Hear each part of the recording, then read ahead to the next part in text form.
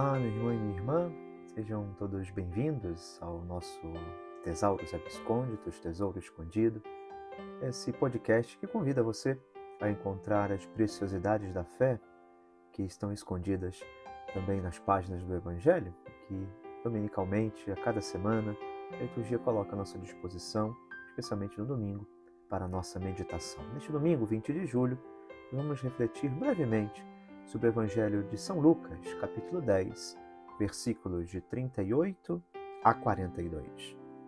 Naquele tempo, Jesus entrou num povoado e certa mulher, de nome Marta, recebeu-o em sua casa.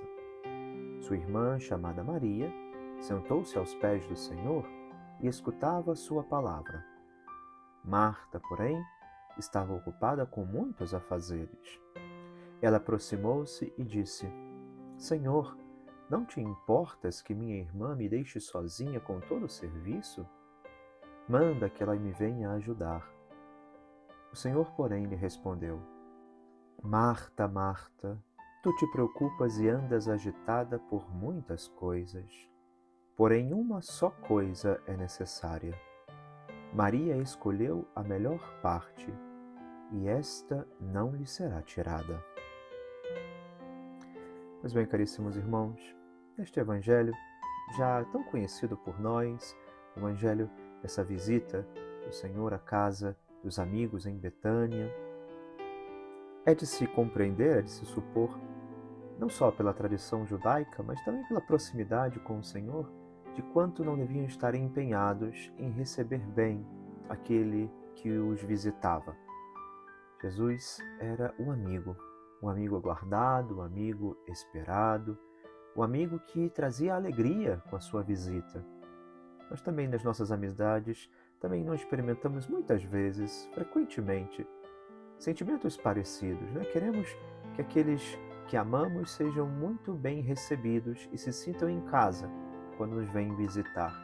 Aqui não podemos pensar diferente dessa realidade em que Marta e Maria estavam preocupadas em acolher bem o Senhor.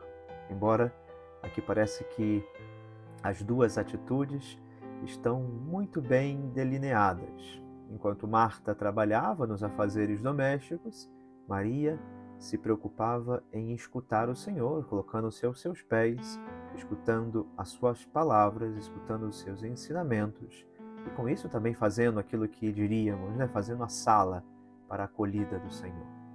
Porém, nessa reflexão, como tanto a tradição da Igreja nos apresenta diante deste Evangelho, está a dicotomia entre uma vida profundamente atarefada, atribulada com os afazeres, a vida ativa, e, de outro lado, como quase que um contraponto, a vida contemplativa, aqueles que se colocam na escuta, que se colocam aos pés do Senhor para meditar, para contemplar aquele que vem ao nosso encontro.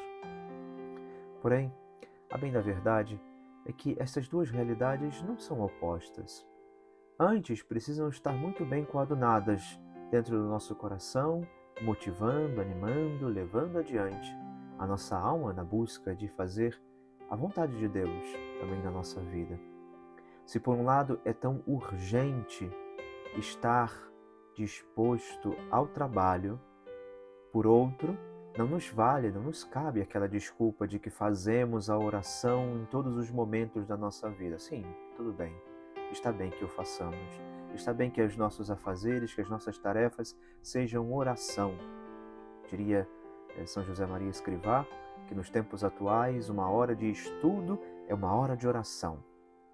Se você é estudante, se você se preocupa, se dedica aos estudos, saiba que ali também pode ser feita oração, assim como pode ser feita oração quando lavamos bem a louça, quando arrumamos bem a casa, quando nos dedicamos e acolhemos bem aqueles que no nosso trabalho cotidiano vêm até nós. Bom, ali também está o Senhor sendo acolhido.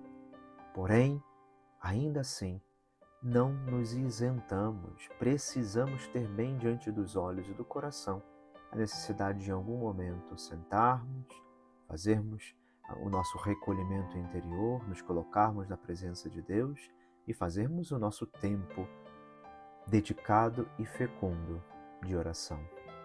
Por outro lado, também poderia haver a compreensão equivocada de que a nossa vida precisa ser essencialmente contemplativa, sem as preocupações com as realidades atuais, com as exigências do nosso tempo, e também cairíamos em um equívoco, porque estar diante do Senhor supõe também reconhecer que Ele nos coloca no meio do mundo para trabalhar as realidades criadas. E nisso, a contemplação, ela é muito importante, ela é essencial, ela é fundamental no nosso tempo fecundo, produtivo diante de Deus, no sentido de crescermos em intimidade com Ele, de estarmos sempre na escuta da Sua palavra, mas essa escuta e esse encontro com o Senhor nos coloca em missão. A contemplação nos leva também à ação, e a ação exige de nós a contemplação. As duas realidades devem se equilibrar, ainda mais a nossa vocação no meio do mundo. Outra realidade seria bem diferente em outras medidas, em outros temperos, na vida de um religioso, de uma religiosa.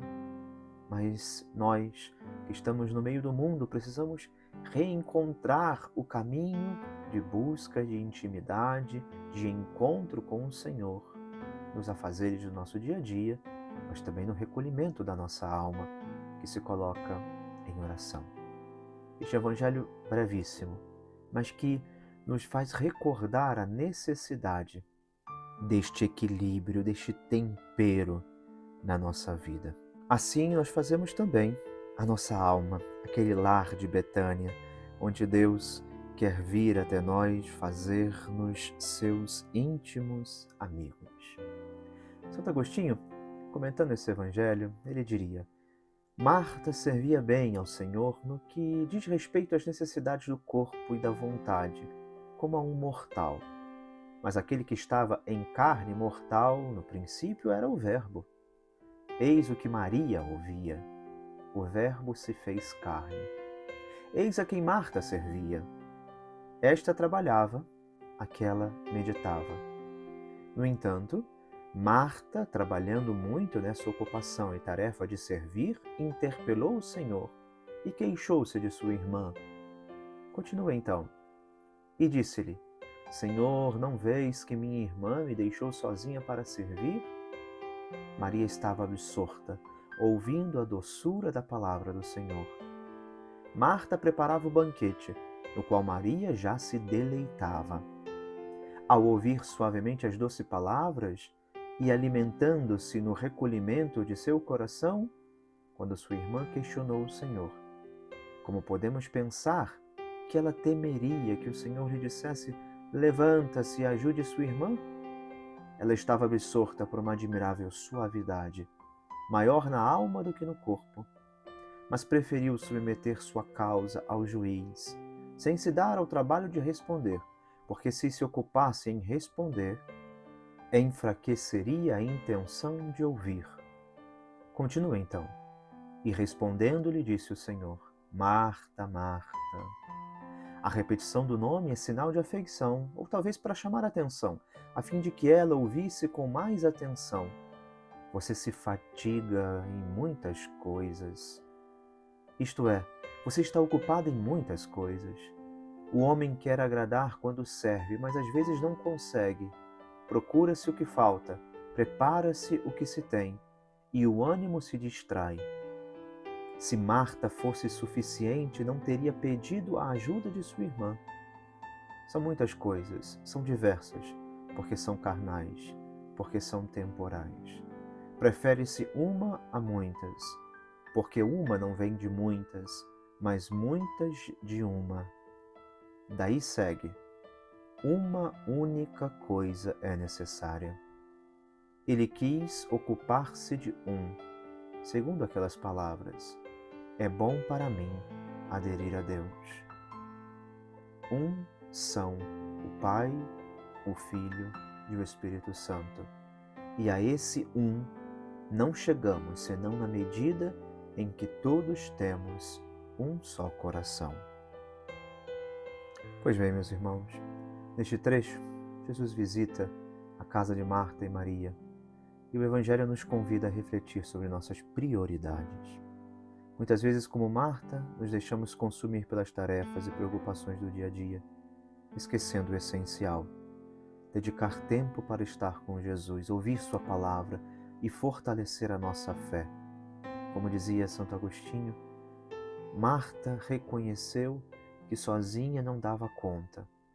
E nisso, a nossa vida aos pés do Senhor também é um profundo reconhecimento de que nas nossas atividades, naquilo que nos cabe realizar, precisamos contar sempre com a ajuda do Senhor.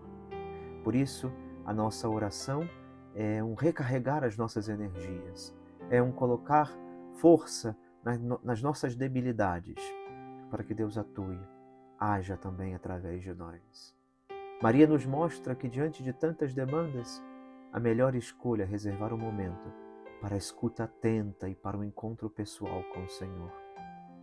Que neste domingo possamos também nós escolher, como Maria, a melhor parte, estar aos pés de Jesus e deixar que sua presença transforme profundamente a nossa vida. Que Deus te abençoe e te guarde. Em nome do Pai, e do Filho, e do Espírito Santo. Amém.